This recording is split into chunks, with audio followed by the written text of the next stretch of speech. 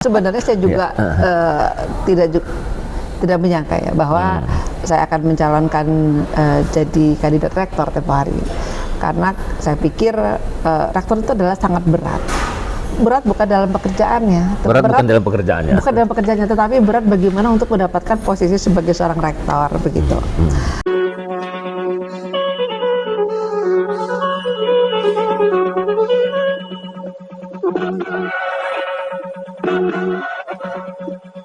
Assalamualaikum warahmatullahi wabarakatuh. Tabi pun, Ya pun. pemirsa Gunsantok, kita bertemu lagi di Hari Raya Idul Fitri yang hari keempat ini. Kali ini saya bertemu dengan Ibu Rektor Unila, Ibu Lusmelia Afriani. Kali ini kita menyoroti kerja beliau belum 100 hari ya, mungkin baru 3 bulan ya, 90 hari, 100 hari, tapi sudah ada poin-poin yang bisa kita ambil. Makasih. Assalamualaikum warahmatullahi wabarakatuh. Waalaikumsalam warahmatullahi wabarakatuh. Selamat siang. Tabe pun. Ya pun. Saya mau ingin mengucapkan minal aidin wal faizin, mohon maaf lahir batin untuk seluruh warga Provinsi Lampung yang kita cintai ini. Lampung tetap berjaya, sukses, dan setelah lewat daripada 1 bulan penuh kita bulan suci Ramadan, kita insya Allah akan diberi kesehatan, kenikmatan oleh Allah Subhanahu Wa Taala, dan terus mengikuti aktivitas kita kesehariannya. Bu Lucy, Bu Lucy waktu itu dilantik Januari ya? Januari. Jadi tepatnya tanggal 18 Januari. 18 Januari ya. Jadi kalau 18 Februari, Maret, April 18 ya, baru 3 bulan ya kurang lebih. Tapi kalau tambah 10, 28, 2 hari lagi. Iya, 2 hari lagi udah 100 hari. Tidak terasa ya. Tidak terasa hari. Jadi pengalaman apa yang bisa diambil ya, karena pemilihan kemarin tanda petik ya, kondisinya tidak seperti biasanya gitu ya. Jadi ini seperti apa ya, force major lah gitu ya. Tidak seperti biasa. Ada pengalaman apa pas masuk gitu, ada kaget-kaget atau apa seperti apa Bu? Yang ringan-ringan gitu. Sebenarnya saya juga tidak menyangka ya bahwa saya akan mencalonkan jadi kandidat rektor tempo hari, karena saya pikir rektor itu adalah sangat berat. Berat bukan dalam pekerjaannya, bukan dalam pekerjaannya, tetapi berat bagaimana untuk mendapatkan posisi sebagai seorang rektor begitu. Saya pikir karena masih banyak lagi yang lebih senior daripada saya, dan mungkin dari jauh-jauh hari menginginkan mempersiapkan diri untuk menjadi rektor, saya pikir seperti itu. Nah kemudian di bulan Agustus tentu semua orang tahu bahwa ada sedikit kejadian tsunami kalau saya bilang. Jadi ini adalah merupakan suatu perubahan yang luar biasa, ya, baik yang nggak bisa kita duga kan itu. Benar, baik untuk Unila sendiri terutama kan ya, apalagi untuk Provinsi Lampung dan bahkan imbasnya untuk yang di bidang pendidikan. Jadi ini memang sangat menyaing sekali.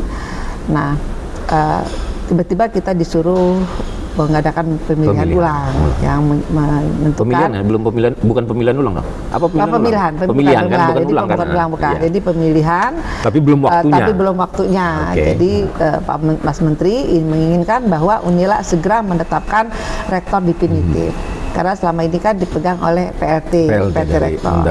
Karena dia tidak boleh harus 6 bulan maksimal 6 bulan. Jadi sebelum 6 bulan harus terpilih rektor definitif. Jadi kalau kita bilang kilas balik, jadi teman-teman yang sekeliling saya, sahabat-sahabat saya dan keluarga itu mendesak, ayo Lucy maju di dalam pemilihan ini, gitu kan. Nah, karena saya melihat peluang ini ada, dan apa salahnya saya ingin mencoba untuk mengikut pemilihan rektor. Tentunya bukan tiba-tiba saya ingin menjadi rektor, tetapi setidaknya kan saya sudah punya proses sebelumnya. Kan saya sudah menjadi wakil dekan 1, penjadi dekan, terus kemudian PJWR 4, kepala laboratorium dan sebagainya, dan terakhir yaitu kepala LP2M. Ya. Dan bermodalkan seperti pengalaman saya selama ini, jadi support sama keluarga dan sama teman-teman, saya akhirnya bismillah untuk mendaftarkan diri sebagai rektor. Dan proses yang panjang, dan akhirnya tanggal 18 Januari 2023 saya dilantik sebagai rektor Universitas Pemilihannya Desember ya? Desember. Okay. Desember, pemilihannya Desember. Jadi alhamdulillah Tuhan menghendaki dan amanah ini diberikan kepada saya. Nah, terus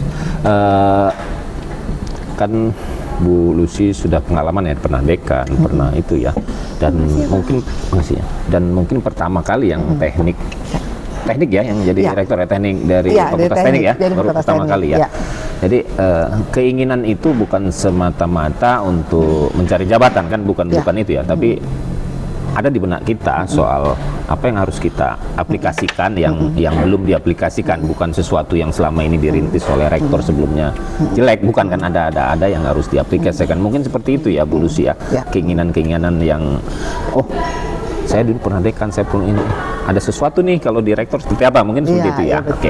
Nah, pada saat dilantiknya di Jakarta ya.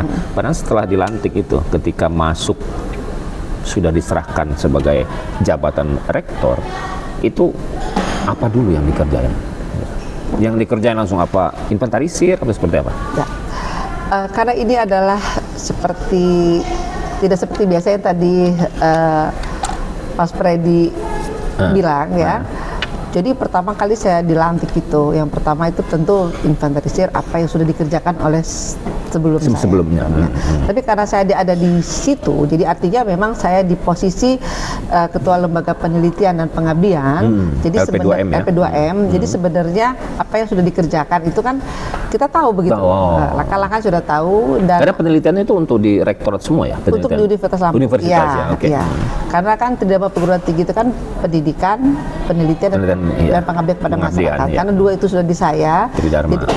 Jadi saya sudah mengetahui seluk-beluk dan banyak masalah yang ada di Universitas Lampung, dan bahkan yang sebelumnya itu Unila itu ranking 46. Oke.